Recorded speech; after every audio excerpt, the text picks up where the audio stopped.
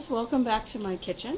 I thought today we might do a little salt dough and try to make some clay projects today. I found a super simple recipe online, and what I did was I halved it so that I don't make too much at one time. Depending on how many things you might like to try or who all's doing it with you, you don't want to have too much because this stuff doesn't keep the best. You have to make sure that you have it wrapped up pretty tight. So plastic wrap and a plastic bag is not a bad idea. And sometimes the longer this sets, especially if you have it wrapped up tight like that, it starts to get more wet. You almost have bread here. So you just need to be careful. This can mold if you are not using it up and letting it dry out. So think about that too.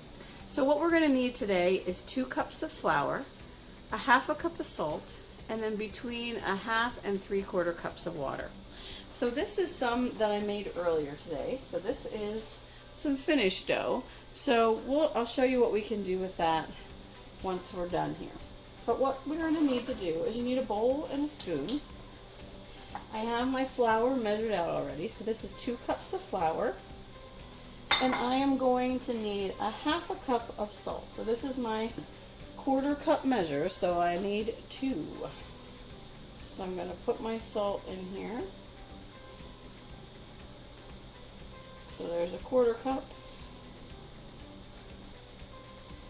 And here's a half a cup. Now, before you go making this salt dough, ask Mom and Dad first and make sure it's alright that you are doing it, because it does take quite a bit of salt and some flour to do that. So you want to make sure you have enough in your pantry for them to let you do that. If you don't have enough right now, do it another time. All right, I'm going to get a little water. Doesn't matter if it's hot or cold.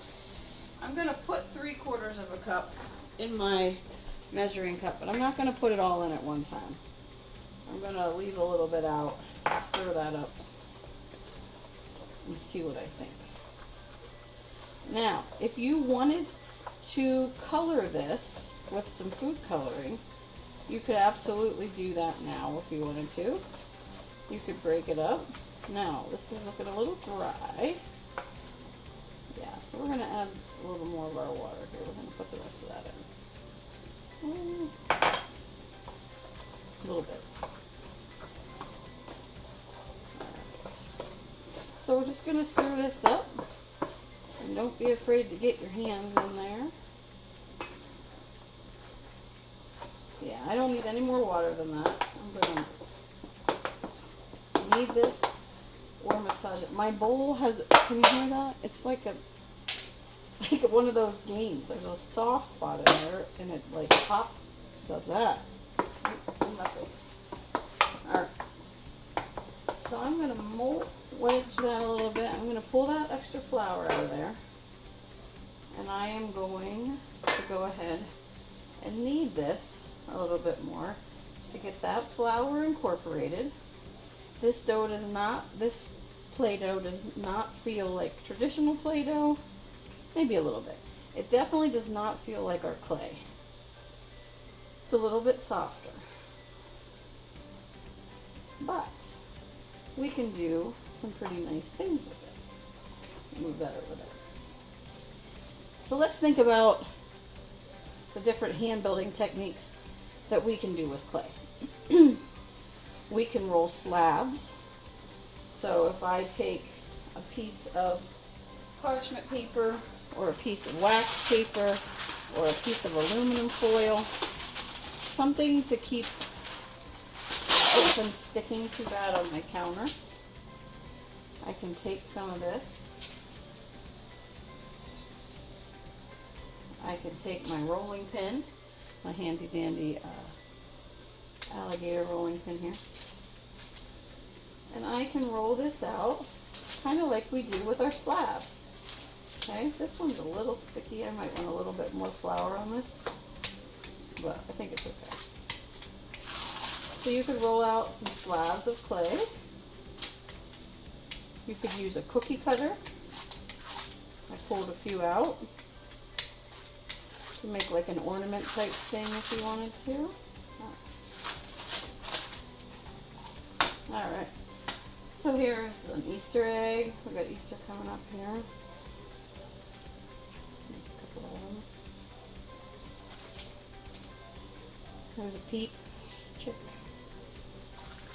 Alright, and then what I would do is just leave these on my a cookie sheet or somewhere that you can sort of just let those sit to dry.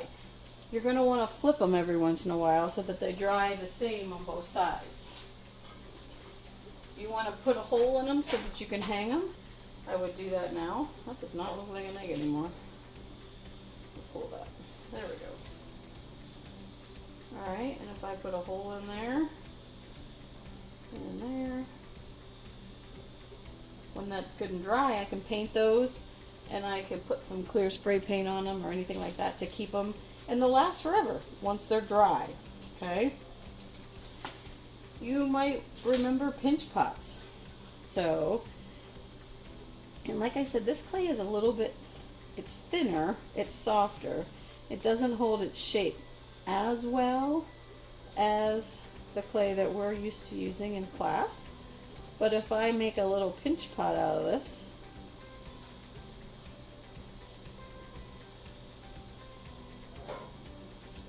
okay, might stay for me a little bit there. It might also, like, as it dries, sort of collapse. So there's a couple things we can do for that. You could put a little newspaper inside there and flip it upside down, or you could just flip it upside down and see what happens. Some of this is just a little bit of an experiment, but there, we'll see if this dries for us. This is pretty thick, so it's going to take a little while to dry.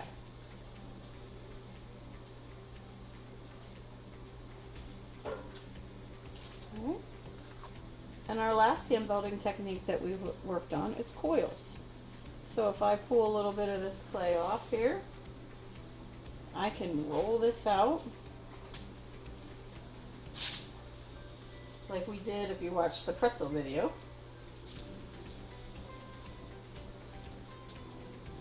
Okay. And I can make a foil. Now these ones are not as pliable as the ones we did with the regular clay, but you can see, wow, that you can build with these a little bit, and we'll see what happens. So I'm going to let these dry, and then one of these days when it's good and dry, I'll paint it up, and then I'll have it on another episode, and we'll see what happens. But if you would like to experiment with some salt dough, if you're in the mood to do a little sculpting, and it's okay with Mom and Dad, make sure again you ask them if that's alright. Super simple. You just need some flour, some salt, and some water. And like I said, I will put that on the comments, and I will add it to my Google page too, so that you guys can see. So everybody have a great day today. Make sure you're doing something creative out there, and I'll talk to you later. Bye guys.